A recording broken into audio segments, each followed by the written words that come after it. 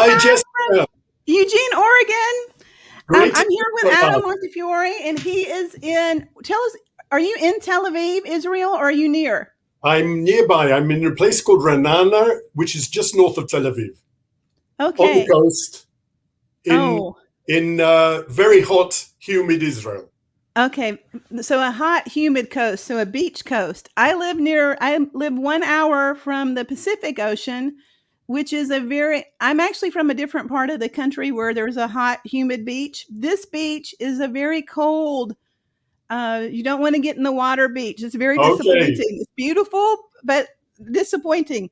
Okay, so we're going to talk a little bit about the Time to Wine broadcast, and then we will talk to Adam about his work history and what he does with Israeli wines. So, Time to Wine is a live broadcast featuring experts in wine, social media, and leadership and marketing. And each speaker is featured on LinkedIn, Instagram, Pinterest, Facebook, and Twitter. And it's every other Monday at 9 a.m. Pacific Standard Time. And the live stream broadcast is featured on LinkedIn Live, Facebook Live, and YouTube, and every other Friday at 11 a.m. So hit subscribe and feel free to ask any questions of us when we go live. The Time to Wine broadcast, that live stream, is going to start being, it's going to be every Friday starting in October. So we'll talk a little bit here about Adam. Adam Montefiore is a specialist in Israeli wines. He's been referred to as the ambassador of Israeli wine and the English voice of Israeli wines. And we are talking to him now in Israel, which is so fun. Could we have ever imagined this? Not that, 10, 15 years ago, that we could just get on a video and start talking. So, Adam, why don't you tell us about your work history in London and with Golan Heights Winery and the other wineries you worked with? Well, firstly, I'd like to say a comment about you, Jessyca. Oh, thank you. You appear so much on all social media, I see. And now I've met you, I see you're a real force for nature. You're incredibly dynamic. You're in every social media. And Time to Wine is a very important voice for the wine market. And so it's a real honor and a pleasure to meet you face to face, and also to feature on your Time to Wine slot. So thank you Thank for what you. you do, and don't ever stop. Thank you. That's so lovely. I appreciate it. And I'm so thrilled to meet you too. And one of the things that's been so thrilling with me, I invent things. So I started a wine program at a university, and I invented that, and I started the first collegiate social media club. So I left the university, and we have our own adult wine program and social media club out here. And I have met so many people doing this. I've had people fly to Oregon to meet me or meet me in Oregon. And it's just been the most wonderful thing for me to meet so many people. And it's been a wonderful thing to do during the pandemic. But this is It's the first from Israel. First time Yes. from Israel. Well, Yeah. I had another young woman. Her name is Wine Shiva. I'm trying to think of what her name is. I'll introduce you. And I interviewed her. She's in Tel Aviv, and she is a young woman. She has a lot of branded T-shirts, and she's very Yeah, I know interested who she in is. Yeah. German wine. Do you know Mm. her? So I asked her these difficult questions too. Great. Good. She wanted to talk about the consortium. We just talked about it, and I'm trying to think of who they are. I know them. I just can't. I have so many things going on at the moment. I can't think about it. But the consortium of the young people in Israel. Okay. Do you know? It's the wineries that all got together. The Judean Hills. Judean Hills Quartet. Yes, she Yeah. went. That's what she talked about. So Okay. okay, so let's talk a little bit about your work history in London and with Golan Heights Winery and other wineries. And thank you. Oh, I was born in London, brought up in England, and I worked from England for a big brewery. And the big brewery, which was Bass Charrington, had a lot of wine interests. They were owners of the wine shippers Hedges and Butler, and Alexis Lachine, and Chateau Lescombe in Bordeaux. So they had a lot of wine interests, and gradually I moved from beer to wine. And eventually I became wine manager of their hotel division. They were one of the biggest hoteliers in the world. And I was co-founder of the Academy of Wine Service in England, which is now the Academy of Wine and Food and Wine Service. And then I went to live in Israel, and I started off, my first interest was mainly hotels and restaurants, the wine service angle. And then when I moved to Israel, I switched and started working for wineries. And for the next 27 years, I worked for what were then arguably the two most famous wineries in Israel. One is Carmel Winery, which is the historic winery in Israel, and one is the Golan Heights Winery, which is the winery that really created the quality revolution in Israel, like Montefiore, the Golan Heights Winery. I was also involved in founding Yatir Winery. So I went from a career basically in hotels and restaurants to a career in wine marketing for Israeli wineries. In England, I was working with the World of Wine. And when I moved to Israel, I started specializing mainly in Israel. So I went, most people do it the opposite way. They start in Israel and then learn about the wines of the world. I started with the wines of the world and then specialized in Israel. So I went to work in Israel for these wineries. And after many years, I then became a wine writer. I started writing, which is something I love. And I've been the wine writer for the Jerusalem Post, which is the main English-speaking newspaper in Israel for the last 11 years. And also I'm now a wine consultant. So that's basically my career. Restaurants and hotels, winery marketing, and now writing, in a nutshell. That sounds wonderful. And you have some wine with you. Do you want to talk about that a little bit? Yeah, I'm drinking Yarden. Yarden is the brand of the Golan Heights Winery, which is really the winery that created the big change. They're the big pioneers in Israel. They brought in new world technology. They were the first to make wine in the vineyards. And I worked with them for 11 years.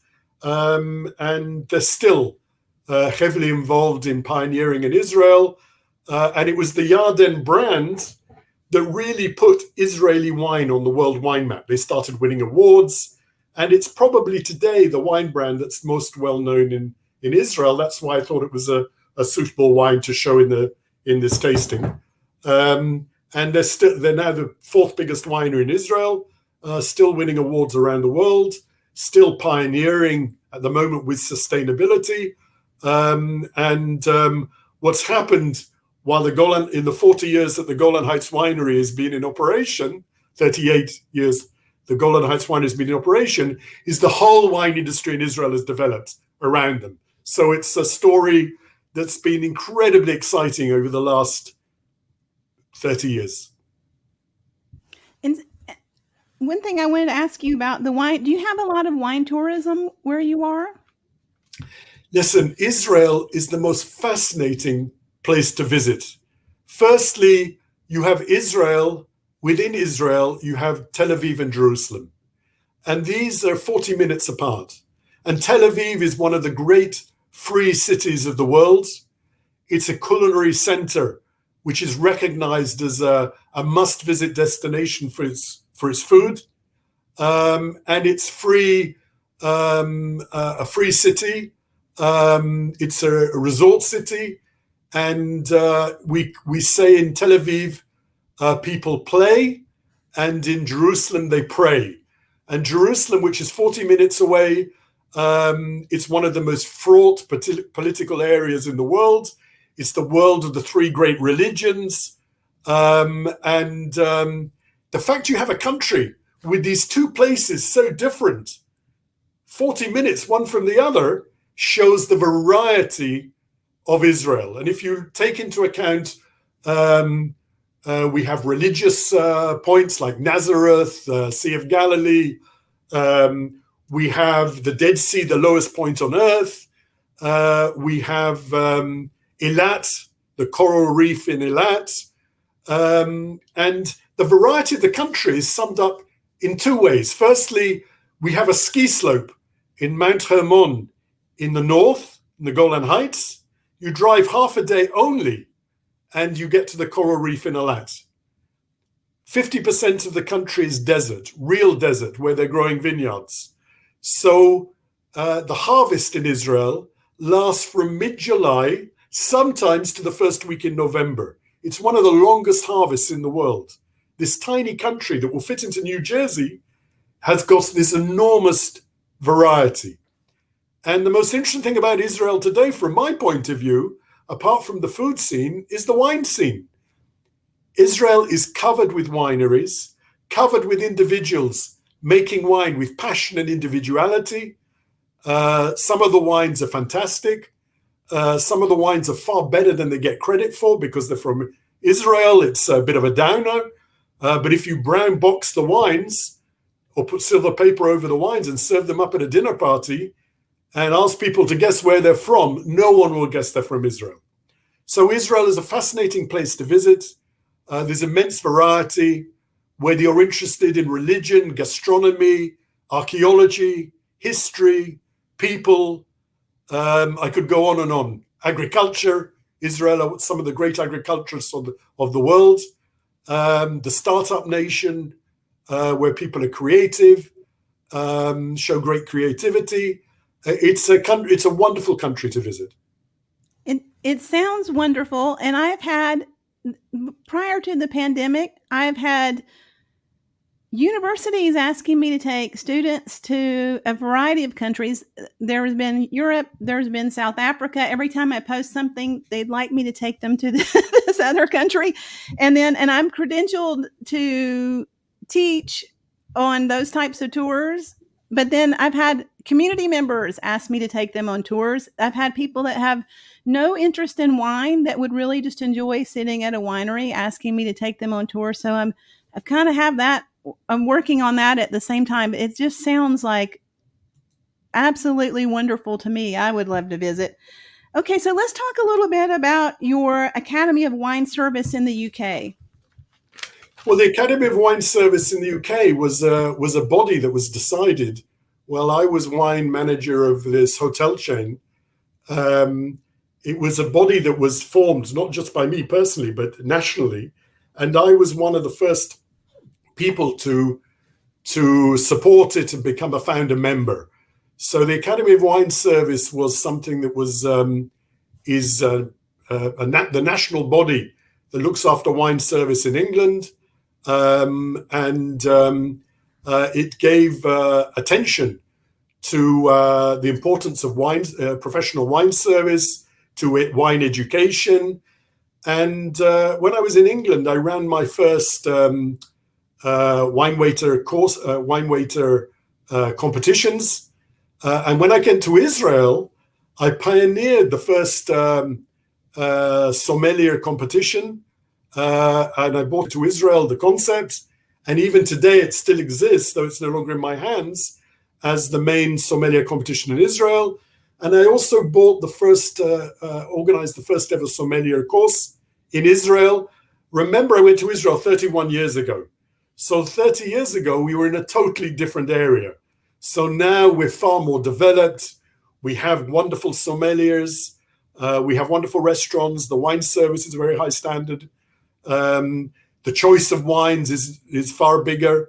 So we have developed no end since those early days, when I was even involved in pioneering or having a wine by the glass program, which was the first time that Israelis really became involved with understanding that wine by the glass was an option in a restaurant.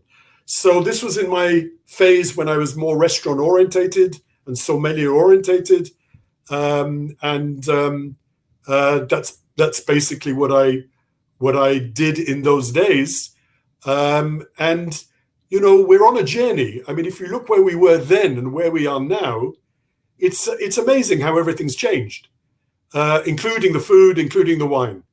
It doesn't mean we're the new France or Italy or even Oregon. We're not. But you might be disappointed in some of the food and things. But if you look where we were then, and where we are now, I mean, what's happening in cuisine around the world is Israeli chefs are conquering the world with their creativity, and the use of local ingredients and the fusion cuisine from the Eastern Mediterranean and Israel and Turkey and North Africa. And there's a whole new interest in this region we call the Eastern Mediterranean in food and wine. And this is something that's happened very recently. You know, when I first went to Israel, you wouldn't eat in a restaurant to save your life. I remember Bernard Levin, who was the political writer for the Times of London. He once went to Israel, tried to get good food, and wrote, "Doesn't anyone have a Jewish mother there?" Because the food was so bad. So things have changed. And now the food is wonderful, and there's a lot of variety. And every hole in the wall that you pass by in Tel Aviv is a wonderful restaurant offering innovation and surprise and originality, creativity, wonderful local ingredients. And the development of the wine has been really alongside that. So we have incredible variety of wineries. We're a thin country. And like Italy or Chile, we have other thin countries, we have enormous variety of microclimates. So we have different growing regions, and we have different styles of wine. And the other thing that's interesting is our winemakers have learned from such a wide range of countries and universities, and they've done stages all over the world, that they bring a lot of knowledge from all over. It's not just as though they all learned at Davis, which is what happened 30 years ago. Now we have a really young, dynamic, knowledgeable, hungry to develop winemakers in Israel. So it's very exciting. Things are changing very fast, and Israelis love to experiment and develop.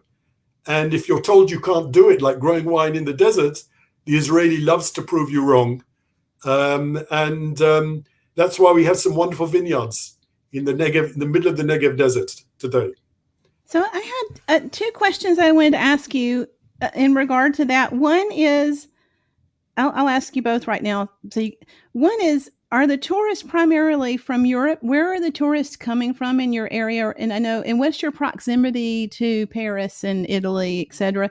And then the other thing I wanted to ask you, what do you think has changed the culture such that there's been an entire movement to high standards of culinary production as well as wine production? Was that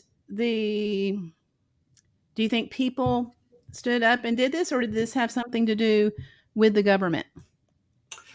Firstly, Israel is by flight 5 hours from London, 3.5 hours from Paris. We're in the Eastern Mediterranean. We're further east than Greece. We're near Cyprus and Turkey. And this is a fascinating region historically, because this is the region that gave wine culture to the world. Yes. 2,000 years ago, a wine expert would have known wines from Israel and Lebanon and Cyprus and Greece. They would have been familiar with wine in these countries. And here we are today, these countries are all coming to the fore again. So our tourists tend to be a cross-section of, firstly, Jewish people, whether religious or not. Israel's a magnet. They have family there. For them, it's a country that's always special. And for religious people or non-religious people, if they're Jewish, Israel is a must-visit place. And they are a lot of return visitors from the Jewish community, whether affiliated or religious or not. For the Christian community, we are the Holy Land. And this is the Holy Land of Jesus, of Nazareth, of Bethlehem, the Sea of Galilee. So anyone who has a modicum of interest in religion or history is fascinated by Israel. If you look at the wine aspect, Israel is a country that's been making wine for over 5,000 years, probably longer. To anyone who's interested in wine history, we have this fascinating fascinating fact that if you wander around a modern winery, state-of-the-art winery today, you'll probably find in the grounds of the winery an old wine press from 3,000 years ago. Oh, and wow. this occurs in most wineries. And if you see it, it can give you the chills.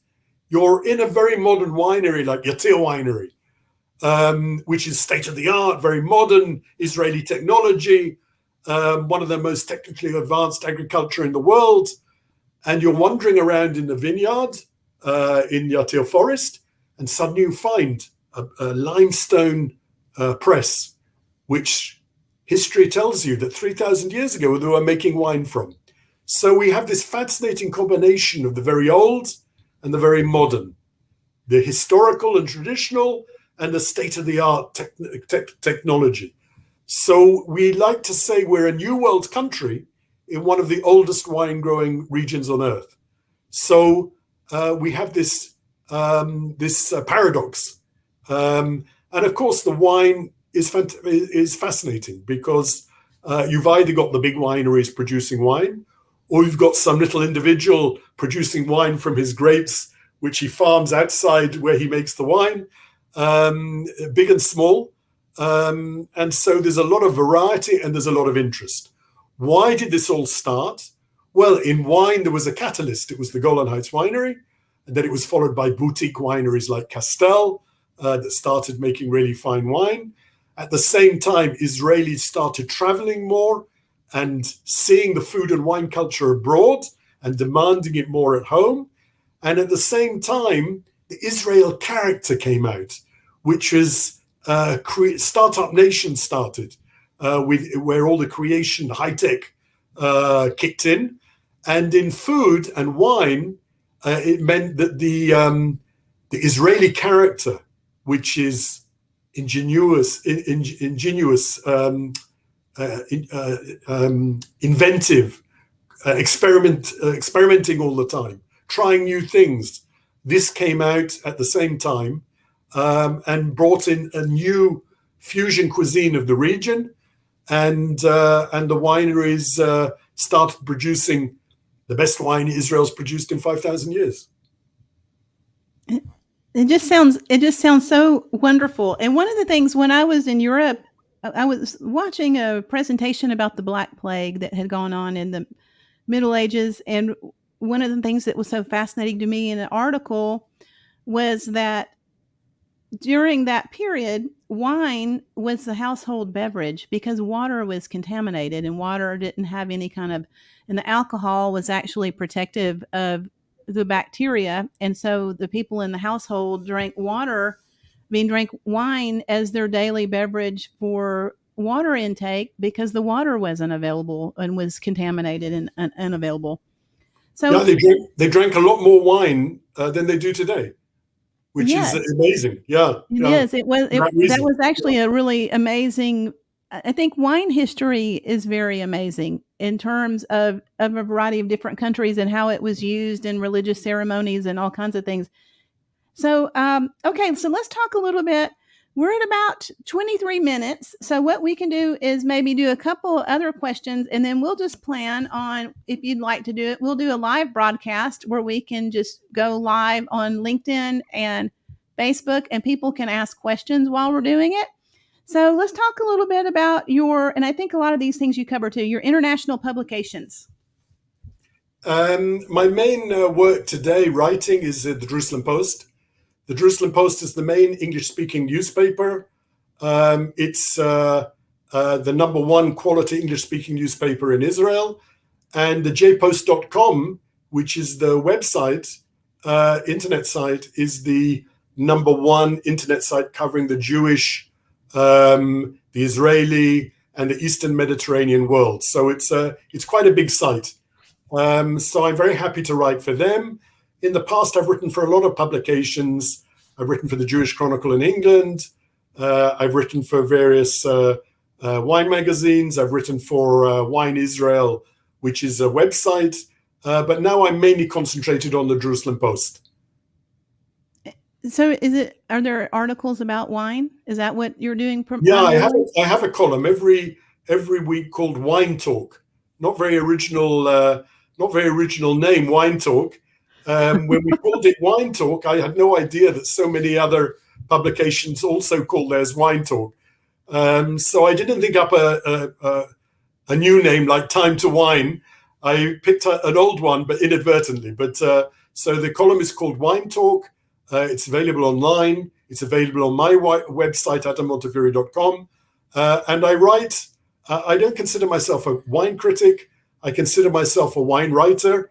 So I try and write and educate and talk about history and talk about the people surrounding the wine and not just about the wine itself. I don't give scores. I don't like giving scores. I don't like saying this wine's 89 points and this wine's 90 points. I don't believe in it. So I tend to write to enthuse. And the other thing I have, I try to write and take this snobism out of wine. In other words, I think everyone should enjoy wine how they like to enjoy it. And it doesn't matter what wine you drink. It doesn't matter what price it is. And it doesn't matter how you drink it. As far as I'm concerned, you can put ice in it if you want. In other words, I write not for a wine public, wine readers. I write for general readers. And I always try and look them in the eye when I'm writing and try and take the snobism that we've managed to put in, everyone in the wine trade has managed to put in wine. I try and take it away. So at one level, we're trying to educate and trying to entice people to learn more about wine. In the other level, we're just trying to say, it's not important, just enjoy it. Open a bottle and enjoy it, drink it how you want, drink with what you want. It doesn't matter whether it matches with the food or not, just enjoy it. So these are the two slightly schizophrenic life I lead. On one side, trying to lead people to learn more. On the other side, trying to get people to relax and just enjoy it. I agree, because I think the snobism, I have so many young people interested in wine. I have all kinds of community members interested in wine. If they, like I mentioned, if they could sit in a winery with a glass of wine and have no intellectual knowledge about it and have someone teach them about it, there is a lot of interest from all sorts of groups of people, including executives. And I think the best thing to do is involve anyone that's interested and welcome them in with love and affection. So, okay, so let's talk a little bit about I think we talked about the wine tour. You want to talk about your press tours? Yeah, okay. I'm also a partner in some body called the Israel Wine Experience. The Israel Wine Experience was set up by Oded Shoam, who's a longtime friend of mine in the wine business. And we do wine tours, tutored wine tastings. And if people want to come and get, to meet the winemaker, to get a specialist wine tour, not the standard tour you get from a winery, or a specialist wine lecture plus tasting, we do that. Anything to introduce people to Israeli wine, anything to advance brand Israel, anything to explain and teach about Israel, that's where we're at. So that's the Israel Wine Experience, which is another arm to our bow. Of course, during the COVID, this has died a death like every other external tourism. But we're hoping that one day COVID will finish and we can go back to normal. So this is we're still dreaming about that. About normal. In the meantime, we're drinking a lot. We're drinking more at home, probably, Israelis, because of COVID. And that's one of the good things that's come out from this terrible virus, is people have learned to drink wine at home. So silver lining, maybe. And I think the silver lining for me is during COVID, I'm an extrovert. So I like to be out with people. So when we were on several extreme lockdowns where we weren't supposed to be out with people at all, I decided to sit here and do this because it was a really handy thing. It worked. So you could be an extrovert on the internet and so it ended up benefiting me. I just sat here and worked the whole time and created. And wow, Yes. what a major effect you've had. So a major internet presence. Well, thank you. I used to teach all the social media classes. So I'm pretty skilled at it. So, okay, in closing here, do you want to talk a little bit about some of your culture shock experiences? When I first went to Israel, it was a culture shock. It's a different language. You have to learn Hebrew. It's different, slightly different manners and slightly different attitudes. It's different foods, a lot more spicy. It's a different climate, a lot hotter. But to tell you the truth, I've loved it from the day one, and was always anxious to come and live in Israel. And it's such an exciting, vibrant country.